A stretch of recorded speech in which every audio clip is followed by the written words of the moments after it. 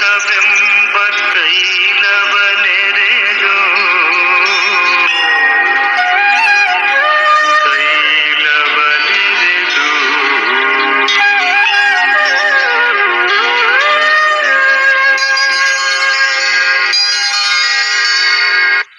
ಕಲ್ಯಾಣವೆಂಬ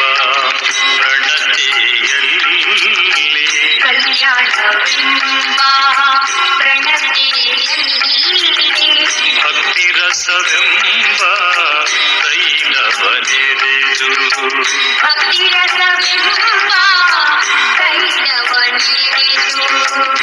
ಕಲ್ಯಾಣವೆಂಬ ಪ್ರಣತೆಯಲ್ಲಿ ಭಕ್ತಿ ರಸವೆಂಬ. ಓಂ ಶ್ರೀ ಗುರು ಬಸವಲಿಂಗಾಯ. ಸರ್ವರಿಗೂ ಶರಣ ಶರಣ. ಕೆಲವು ದಿನಗಳಿಂದ ಪಂಚ ಆಚಾರಗಳನ್ನ ಕುರಿತಾಗಿ ನಾವೆಲ್ಲ ತಿಳ್ಕೊಳ್ತಾ ಇದ್ದೀವಿ. ಪಂಚ ಆಚಾರಗಳು ಲಿಂಗಾಯತ ಧರ್ಮದ ಪ್ರಾಣ, ಅಥವಾ ಯಾವ ವ್ಯಕ್ತಿ ಇವುಗಳನ್ನ ಪಾಲಿಸ್ತಾನೋ ಅವನಿಗೆ ದೈಹಿಕವಾಗಿ, ಮಾನಸಿಕವಾಗಿ, ಆಧ್ಯಾತ್ಮಿಕವಾಗಿ ಅಷ್ಟೇ ಅಲ್ಲ, ಸಾಮಾಜಿಕವಾಗಿಯೂ ಕೂಡ ಉನ್ನತ ಸ್ಥಾನವನ್ನ ತಂದುಕೊಡ್ತಕ್ಕಂಥ. ಈಗ ಒಬ್ಬ ವ್ಯಕ್ತಿ ದಷ್ಟಪುಷ್ಟವಾಗಿದ್ರೆ ನಿಮಗೆಲ್ಲ ಖುಷಿ ಆಗುತ್ತೆ. ಮೈ ಕೈ ತುಂಬಿಕೊಂಡು ಶಕ್ತಿಶಾಲಿಯಾಗಿ ಅವನ ನಿಲುವು, ಕೂತ್ಕೊಳ್ಳುವಲ್ಲಿ, ನಿಂತ್ಕೊಳ್ಳುವಲ್ಲಿ, ನಡೆಯುವಲ್ಲಿ ಅವನು ಬಹಳ ಶಕ್ತಿಶಾಲಿಯಾಗಿದ್ದ ಅಂದ್ರೆ ನೋಡೋರ್ಗೂ ಸಂತೋಷ ಆಗುತ್ತೆ. ಹಾಗೆ ಒಬ್ಬ ಆಚಾರವಂತ ಅವನ ಸುತ್ತಮುತ್ತ ಪರಿಸರವನ್ನ ಪ್ರಭಾವಿಸಬಲ್ಲ, ಅನೇಕ ಜನರಿಗೆ ಮಾರ್ಗದರ್ಶನವನ್ನು ಮಾಡಬಲ್ಲ. ಆದ್ರಿಂದ ಶರಣರು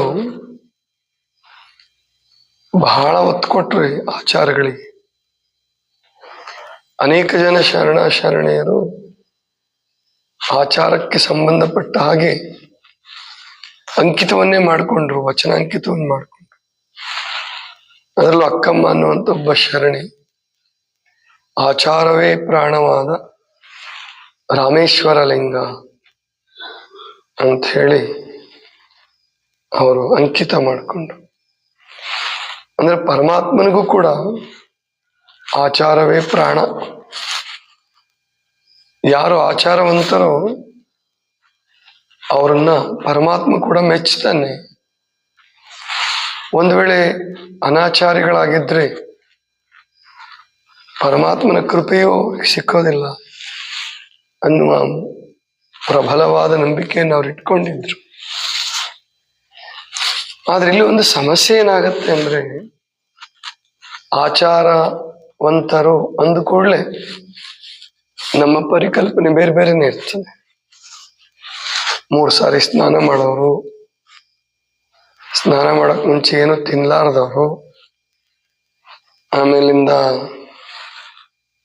ಅವರು ಯಾರ ಜೊತೆ ಹೆಚ್ಚು ಮಾತಾಡಲ್ಲ, ಎಲ್ಲಿ ಸಿಕ್ಕಲ್ಲಿ ಹೋಗೋದಿಲ್ಲ. ಇದೆಲ್ಲ ಸರಿನೇ, ಇವು ಆಚಾರಗಳೇ. ಆದ್ರೆ ಇವೇ ಆಚಾರಗಳಲ್ಲ, ಅದು ನಮಗೆ ಗೊತ್ತಿರಬೇಕು.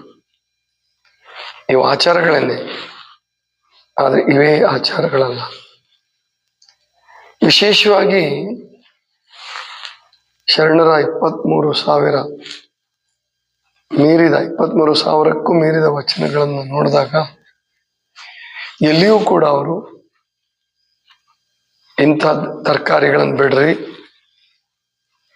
ಇಷ್ಟು ಸಾರಿ ಸ್ನಾನ ಮಾಡ್ರಿ, ಮತ್ತೆ ಇಷ್ಟು ಸಾರಿ ಊಟ ಮಾಡ್ರಿ ಅಂದ್ರೆ ನೀವು ಆಚಾರವಂತರಾಗ್ತೀರಿ. ಒಂದು ಗಾದೆ ಹೇಳ್ತಿರ್ತೀವಲ್ಲ ನಾವು, ಅಪ್ಪ ತುಂಡವ ಯೋಗಿ 2 ತುಂಡವ ಭೋಗಿ, 3 ತುಂಡವ ರೋಗಿ, 4 ತುಂಡವನ್ನ ಹೊತ್ಕೊಂಡು ಹೋಗಿ. ಶರಣರು ಇವನ್ನೆಲ್ಲೂ ಹೇಳೋದಿಲ್ಲ, ಸಿಕ್ಕಲ್ಲ ನಿಮಗೆ. ಅವ್ರು ಹೇಳೋದೇನಪ್ಪಾ ಅಂತಂದ್ರೆ, ಮುಖ್ಯವಾಗಿ ಸಮಾಜಕ್ಕೆ ಆಘಾತವನ್ನು ಉಂಟು ಮಾಡ್ತಕ್ಕಂತಹ, ಸಮಾಜಕ್ಕೆ ತೊಂದರೆಗಳನ್ನು ಉಂಟು ಮಾಡ್ತಕ್ಕಂತಹ ಕಳ್ಳತನ, ಸುಳ್ಳುತನ, ಮೋಸ, ಹಿಂಸೆ ಇವುಗಳನ್ನು ಮಾಡಬೇಡಿ. ಕಳ್ಳತನದಲ್ಲಿ ಸಮಾಜದಲ್ಲಿ ಒಂದು ರೀತಿ ಅಪನಂಬಿಕೆಯನ್ನು ಉಂಟು ಮಾಡ್ತಕ್ಕಂತಹ, ನಿಮ್ಮನ್ನು ಕಂಡ್ರೆ ಅಸಹ್ಯ ಉಂಟು ಮಾಡ್ತಕ್ಕಂತಹ, ಇನ್ನೊಬ್ಬರ ಹಣವನ್ನ ಅಪಹರಿಸ್ತಕ್ಕಂಥ ಒಂದು ಪರಧನ ಚೋರತೆ, ಪರಸ್ತ್ರೀ ಅಥವಾ ಪರಪುರುಷರ ಬಯಕೆ, ಇವುಗಳನ್ನು ಮಾಡಬೇಡಿ. ಸಿಕ್ಕಾಪಟ್ಟೆ ದೇವರುಗಳಿಗೆ ಅಡ್ಡಾಡಬೇಡಿ, ಇನ್ನೊಬ್ರಿಗೆ ಹಿಂಸೆ ಕೊಡಬೇಡಿ, ಇನ್ನೊಬ್ಬರ ಬಗ್ಗೆ ಮಾತಾಡ್ಕೋಬೇಡಿ.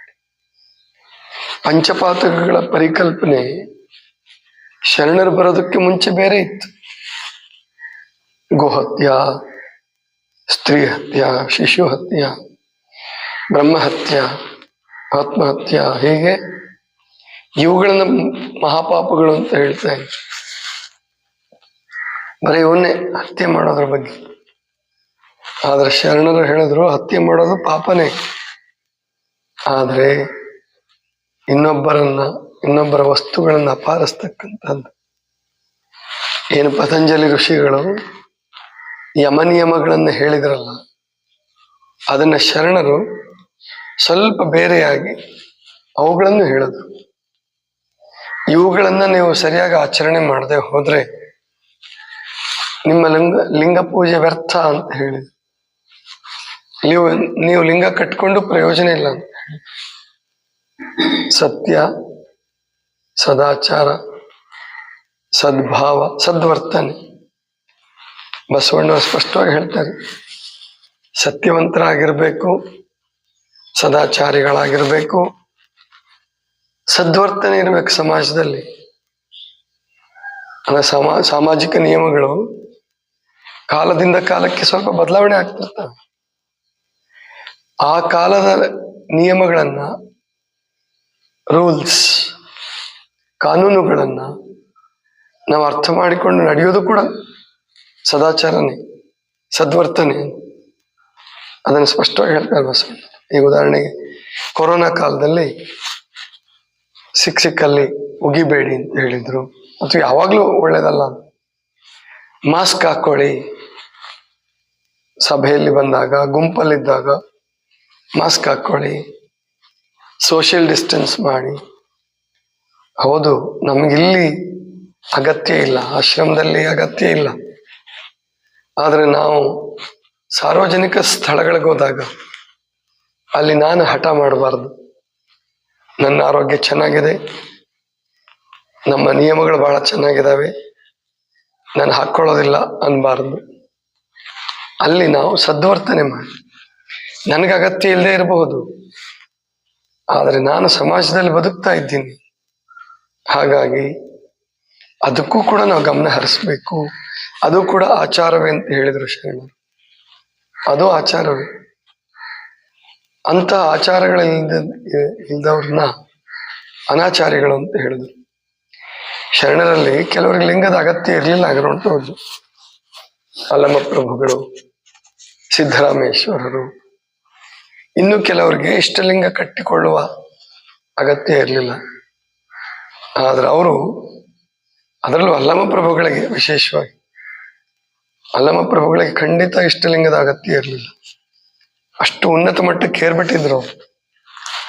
ಬಯಲುಕಾಯಿ ಸಿದ್ಧಿಯನ್ನು ಮುಂಚೆನೆ ಪಡ್ಕೊಂಡಿದ್ರು, ವ್ಯೋಮಕಾಯ ಸಿದ್ಧರಾಗಿದ್ರು. ಆದರೂ ಕೂಡ ಅವರು ಇಷ್ಟಲಿಂಗವನ್ನು ಬಿಡಲಿಲ್ಲ. ಅನಿಮಿಷಯ್ಯನವರ ಹತ್ರ ಹೋಗಿ ಯೋಗ ಅಂದ್ರೆ ಪರಮಾತ್ಮನ ನಿಯಮ, ಅಂದ್ರೆ ವಿಧಿ ಎನ್ನುವಂತಹದ್ದು ಏನಿದೆ, ಅದು ನಾವು ಬರೀ ಸಾಮಾನ್ಯರಿಗಷ್ಟೇ ವಿಧಿ ಅಂತ ತಿಳ್ಕೋಬಾರ್ದು. ವಿಧಿ ಅಂದ್ರೆ ಕೆಟ್ಟದ್ದು ಅಲ್ಲ, ಈಗ ಸಾಮಾನ್ಯವಾಗಿ ಕೆಟ್ಟದ್ದಕ್ಕೆ ವಿಧಿ ಅಂತ ಬಳಸ್ಬಿಡ್ತೀರ ನೀವು. ಗಂಡ ಹೆಂಡತಿ ಬಹಳ ಜಗಳ ಆಡ್ತಿದ್ರೆ ಏನಪ್ಪಾ ಇದು ಇದೀಗ ಗಂಟು ಬಿದ್ದಿದೆ ಅಂತ ಇರ್ತೀರಿ. ಹೆಂಡತಿನೂ ಅನ್ಬೋದು, ಗಂಡನೂ ಅನ್ಬೋದು. ಹಂಗಲ್ಲ, ಅದು ಇರ್ಬೋದು. ಅದು ವಿಧಿ ಅಂದ್ರೆ ನಿಯಮ, ರೂಲ್ಸ್. ಅದನ್ನ ಪ್ರತಿಯೊಬ್ರು ಪಾಲಿಸ್ಬೇಕು. ಜಗತ್ತಿನಲ್ಲಿ ಯಾರು ನಾವು ಜಗತ್ತಿನ ಸಹಾಯವನ್ನು ಪಡಿತಾ ಇದ್ದೀವಿ, ಸರ್ಕಾರದ ಸಹಾಯವನ್ನು ಪಡಿತಾ ಇದ್ದೀವಿ, ಅಥವಾ ಸಾರ್ವಜನಿಕವಾಗಿ ನಾವು ಅನುಕೂಲ ಮಾಡ್ಕೊಳ್ತಾ ಇದ್ದೀವಿ, ಅವರೆಲ್ಲರೂ ಕೂಡ ಆ ನಿಯಮಗಳನ್ನ ಪಾಲಿಸ್ಬೇಕು. ನಿಯತಿನ ಕೂಡ ಹೆಸರಿದೆ. ವಿಧಿಗೆ ಇನ್ನೊಂದು ಹೆಸರು ನಿಯತಿ. ಹಾಗೆ ನೋಡಿದಾಗ ಅಲ್ಲಮ ಪ್ರಭುಗಳು ಲಿಂಗ ಕಟ್ಟಿಕೊಂಡಿದ್ದು, ಲಿಂಗ ಪೂಜೆ ಮಾಡ್ತಾ ಇದ್ದಿದ್ದು, ಅವ್ರು ಹೇಳ್ತಾರೆ ಸ್ಪಷ್ಟವಾಗಿ, ಏನು ಕಾಯ ಉಳ್ಳನ್ನಕ್ಕ ಮಜ್ಜನ, ಪ್ರಾಣ ಉಳ್ಳನ್ನಕ್ಕ ಓಗರ. ಇವುಗಳನ್ನ ಮಾಡಲೇಬೇಕು. ಕಾಯ ಇದೆ ಅಂದಮೇಲೆ ಅದಕ್ಕೆ ಮಜ್ಜನ ಮಾಡಬೇಕು, ಸ್ನಾನ ಮಾಡಬೇಕು. ನಾನು ಅವಧೂತ, ನಾನು ಹೇಗೋ ಇರ್ತೀನಿ ಅಂದ್ರೆ ಶರಣರು ಒಪ್ಪಲ್ಲ ಅದನ್ನ. ನೀನ್ ಇದ್ಕೋ, ವೈಯಕ್ತಿಕವಾಗಿ ನೀನ್ ಇರ್ಬೋದು, ಆದ್ರೆ ಸಾಮೂಹಿಕವಾಗಿ ನಾವು ಬದುಕುವಾಗ, ಸಮಾಜದಲ್ಲಿ ಬದುಕುವಾಗ ನಾವು ಸಾಮಾಜಿಕ ನಿಯಮಗಳನ್ನ ಪಾಲಿಸಲೇಬೇಕು. ಕಾಯ ಉಳ್ಳನ್ನಕ್ಕ ಮಜ್ಜನ, ಸ್ನಾನ ಮಾಡುವಂಥದ್ದು, ಉತ್ತಮವಾದಂಥ ಬಟ್ಟೆಗಳನ್ನು ಧರಿಸ್ತಕ್ಕಂಥದ್ದು. ಅಕ್ಕ ಮಹಾದೇವಿ ದಿಗಂಬರಳಾಗಿ ಹೊರಟರು ಅಂತಂದ್ರೆ ಯಾವಾಗ್ಲೂ ಹಂಗಿರ್ಲಿಲ್ಲ ಅವರು. ಅದಕ್ಕೆ ಅಂಗಶೀತಕ್ಕೆ ಬಿಸಾಟ ಅರಿವೆಗಳುಂಟು ಅಂತ ಹೇಳಿದ್ರು. ಹಸಿವಾದಡೆ ಭಿಕ್ಷಾನ್ನಗಳುಂಟು, ಕೃಷಿಯಾದಡೆ ಕೆರೆ ಹಳ್ಳ ಬಾವಿಗಳುಂಟು, ಅಂಗಶೀತಕ್ಕೆ ಬಿಸಾಟ ಅರಿವೆಗಳುಂಟು. ಅದೇ ಶೀತ ಆದಾಗ ಅಥವಾ ಸಮಾಜದಲ್ಲಿ ನಾವು ಬರುವಾಗ, ಅವನು ಸನ್ಯಾಸಿಯಾಗಿದ್ರು ಕೂಡ ದಿಗಂಬರನಾಗಿರಬಾರ್ದು, ಯಾವುದಾದ್ರೂ ಬಟ್ಟೆ ಹಾಕೋ ನೀನು, ಅಂಗಶೀತಕ್ಕೆ ಬಿಸಾಟ ಅರಿವೆಗಳು. ಆಮೇಲೆ ಪ್ರಾಣ ಉಳ್ಳನ್ನಕ್ಕ ಓಗರ ಅಂದ್ರೆ ಹಸಿವು ಇದೆ, ಸನ್ಯಾಸಿಗೂ ಹಸಿವಿದೆ. ಐಕ್ಯ ಸ್ಥಳವನ್ನು ಸಾಧಿಸುವ ಹಸಿವು ತೃಷೆಯ ನಿದ್ರೆಗಳನ್ನು ಗೆದ್ದಿರ್ಬೋದು. ಅವನು ಯಾವಾಗ ಬೇಕು ಅವಾಗಲೇ ಉಣ್ಣಲ್ಲ, ಅವನು ತಿಂತಾನೇ ಇರಲ್ಲ. ಆದರೆ ಪ್ರಾಣ ಶರೀರದಲ್ಲಿ ಧಾರಣೆ ಆಗಿರ್ಬೇಕಾದ್ರೆ, ಶರೀರ ಪ್ರಾಣವನ್ನ ಆಶ್ರಯಿಸಿದೆ. ಆದ್ರಿಂದ ಅದಕ್ಕೆ ಓಗರ ಅಂದ್ರೆ ಅನ್ನ, ಪ್ರಸಾದ ಕೊಡ್ತಾ ಇರ್ಬೇಕು. ಮತ್ತೆ ಈಗ ಉಪವಾಸದವ್ರು ಹಂಗ ಅನ್ಕೊಂಡಿರ, ಮತ್ತೆ ಗೊತ್ತಾಯ್ತಲ್ಲ, ನಿಮಗೆ ಸ್ಪಿರುಲಿನೇ ಓಗರ. ಈಗ ಜ್ಯೂಸು, ಮಜ್ಜಿಗೆ ನಿಮಗೇನು ಕೊಡ್ತೀವಲ್ಲ ಅದೇ ಓಗರ. ಆದ್ರಿಂದ ಪ್ರಾಣ ಧಾರಣೆಗೆ ಆಹಾರ ಅಗತ್ಯ ಇದೆ, ಅದನ್ನ ಕೊಡ್ಬೇಕಾಗ್ತದಪ್ಪ. ಅಂದ್ರೆ ಇಲ್ಲಿ ಹೇಳುವ ತಾತ್ಪರ್ಯ ಏನಪ್ಪಾ ಅಂದ್ರೆ, ಸಮಾಜದಲ್ಲಿ ಬದುಕುವಾಗ ನಾವು ಸಾಮಾಜಿಕ ನಿಯಮಗಳಿಗೆ ವ್ಯತಿರಿಕ್ತವಾಗಿ ಅಥವಾ ಉಲ್ಟಾ ಅಥವಾ ಹೇಗೆ ಬೇಕೋ ಹಾಗೆ ಅಥವಾ ಅಹಂಕಾರದಿಂದ ಸಮಾಜವನ್ನ ನಾವು ತಿರಸ್ಕಾರ ಮಾಡೋ ಹಾಗಿಲ್ಲ. ಸಮಾಜ ಅಂದ್ರೆ ಅದು ಜಂಗಮ. ಸಮಾಜ ಅಂದ್ರೆ ಲಿಂಗದ ಮುಖ. ಇದು ಸದಾಚಾರ ಅಂತ ಹೇಳಿದ್ರು. ಇವೆಲ್ಲ ಸದಾಚಾರದಲ್ಲೇ ಬರ್ತದೆ.